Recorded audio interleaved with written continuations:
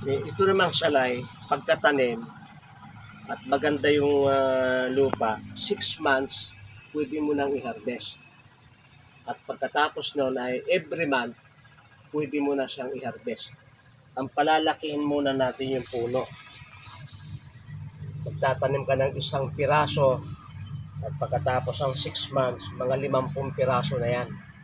Kaya kung ikay magninegosyo sa looban ng 6 months, magiging times 50. Maganda business yan kung ngayon. At yung prime na panang malungga ng salay, doon niyo siya haharbisin. Yung bagang kakaunti pa yung mga dahong patay. Pag yun ay namamatay na yung mga dahon, may nakita kayo mga patay na dahon, mature na siya. Ang kanyang oil ay marami ng stock na oil. At ang ganda nito, ito ay green na green natin haharbisin.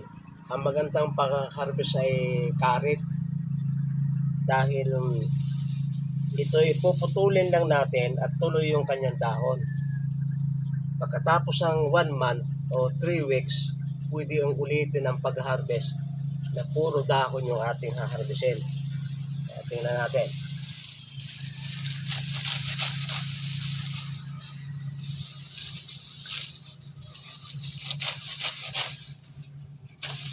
Yung pag hinarvest mo ay may nakikita ka ng ganyan na mature na yan, magulang na yan. At wag sasapulin kasi yung mga susunod na dahon yan lalabas sa iyong pinutol.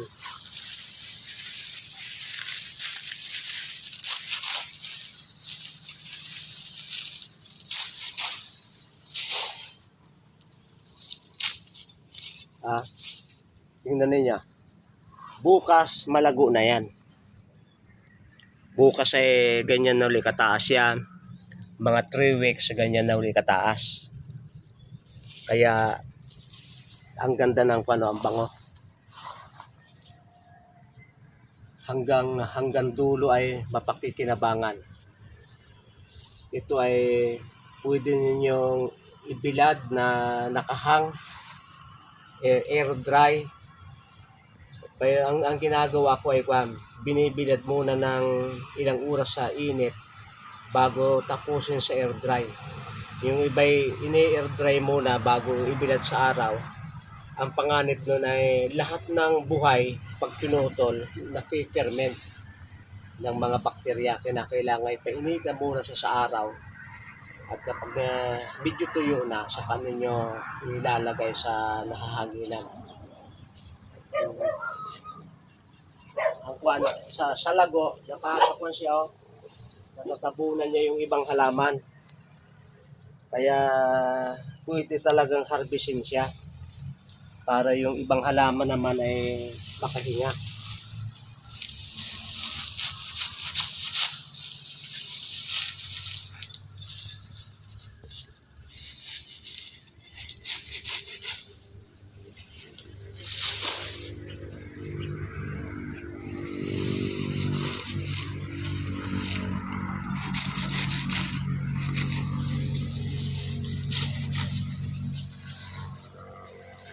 So inuuna namin yung may daan dahil dito dumadaan yung mga doktor ay nakahamugan at kita naman yung lagong yan. Kaya sa nga pala pagka-harvest nyo, lilinisin yung puno. Mahirap maglinis ng ganyan na kalago. Pero kung yan ay maputol, ay di madaling linisin kahit ng kamay ay madali siyang linisin. At saka kung may mga organic na ilalagay, mga dahong lanta ay itatambak niya sa puno para tuloy-tuloy yung kanyang ganda. Hindi siya maarting alagaan. Sa katotohanan, pwede siyang organic, lalo na yung lupa na matagal lang hindi tinatamnan, mga lute. At pwede siyang isingit-singit. Kung maliit yung space, pwede siyang isingit niya sa sili. At pag kayo kukuha, para hindi masira, may hawak kayong karet, puputol ng mga ilang puno. Huwag yung hihigitin. Halimbawa, kukuha lamang kayo ng kaunti, bilangin nyo. Yan.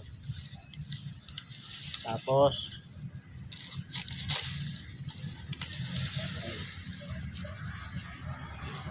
nakuha nyo yung katawan na mabango, malaki, at na kapag masyadong dami, nakakain yan na ubod. Parang pwede pang gamitin yan. Kung interesado nyo kakainin yung ubod, habang inyong inihanda yung pag-dry, kuha kayo ng ilang manipis. Malambot na yan. Nguya-nguyain ninyo.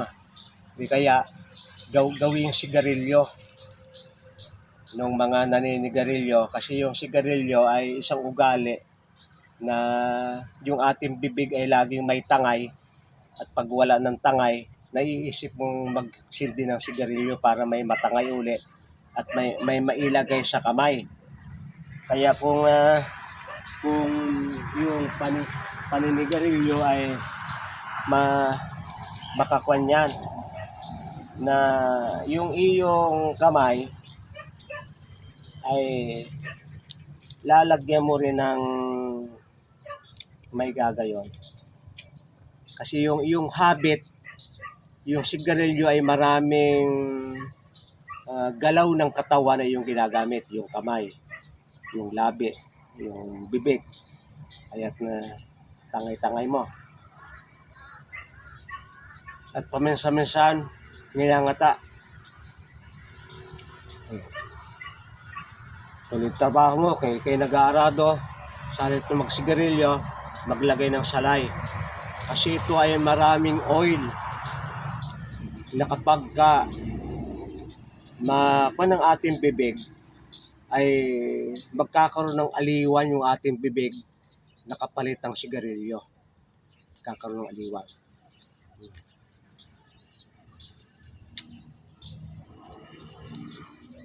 Kaya hindi lamang pwedeng pang-control ng bisyo, para yung habit, yung maraming galaw ng taong nagsisigarilyo ay mapalitan. Yung habit kasi, kung gusto mong mawala, mayroon kang ipapalit. Ano yung ilalagay mo sa bibig pag gusto mong matanggal yung paninigarilyo? Ang pwede dyan ay maglagay ka nung yung isang bagay na pwede kang maglaway, na yung mga nicotine ay matanggal ng unti-unti sa bibig, sa ngipin, hanggang sa lalamunan. Ito yung aking nakita, na kapag kayo maraming salay, ay inyong ipalit sa mga kilos o galaw ng taong nagsisigarilyo, at ito ay makatutulong. Yung kanyang lalamunan ay hindi laging uhaw, yung nikotina ang gusto ay laging tatabunan, ay sapagkat ito ay panglinis ang ating ngipin, ang ating bibig, ang ating esophagus. Kapalit ng kahalili ng carrots, ang salay ay pwede natin gamitin sapagkat yung kanyang bilog ay parang sigarilyo din. Kung gaano kahaba yung sigarilyo, putulin ninyo at yan, inyong ipalit sa kamay, ilagay sa bibig.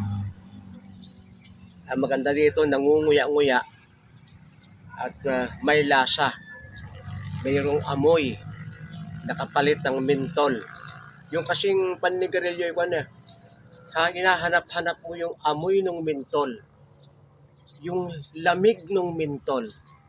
Kaya pandaya yung mentol dyan pampatakaw sa pagsisigarilyo yung mentol kasi may amoy at may lamig. Hindi ang ating palitan ito. Palitan natin ng salay. Maganda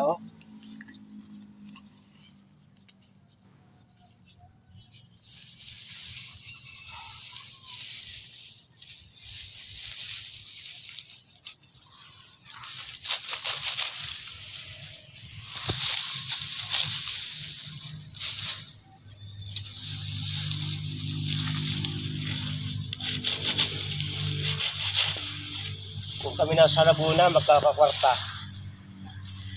Kasi may naghahanap ng salay dun sa aming garden. Pero ang kailangan nila ay fresh. Dahil isinasama sa pag-iihaw ng manok.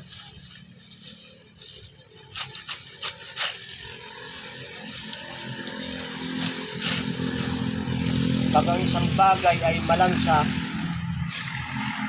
ang nagtatanggal ng lansa ay salay. Isa, wala naman ito. Isa sa nagtatanggal ng lansa ay salay.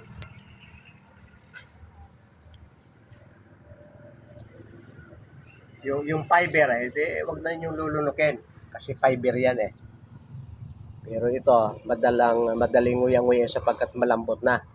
Makukuha yung katas.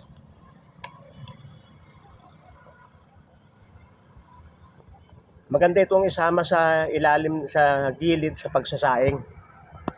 Pag magsasaing, kumukuha ng mga dahon ng salay, binubuhol.